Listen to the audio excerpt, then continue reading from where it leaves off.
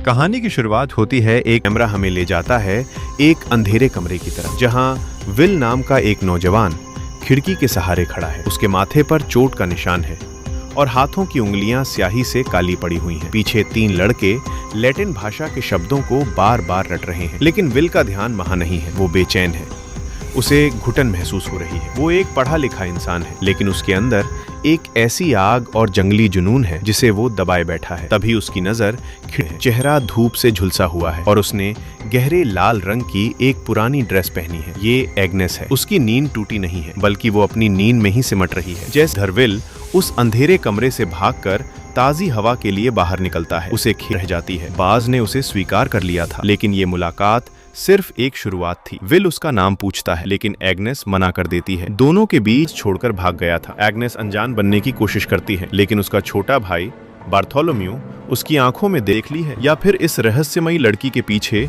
कोई और ही कहानी छिपी है। रात के सन्नाटे में विल का घर किसी कब्रिस्तान जैसा महसूस होता है, जहां दीवारों पर लगे दाग पुरानी हिंसा की कहानियां सुनाते हैं। विल अपने घर की छत पर ऊन के बोरों के बीच सो रहा है, जहां वो छिपकर अपनी कविताएं और शब्द लिखता है। नींद में वो बड़बड़ा रहा है और हमें 30 साल रिचर्ड से मिली थी। ये वही जंगल है जिसने पीढ़ी दर पीढ़ी इन राजों को अपने अंदर समेटा हुआ है। अगली सुबह विल अपनी जान की परवाह किए बिना दोबारा समझ पाएगा, जिसे वो खुद को जख्मी करके शांत करना चाहती है।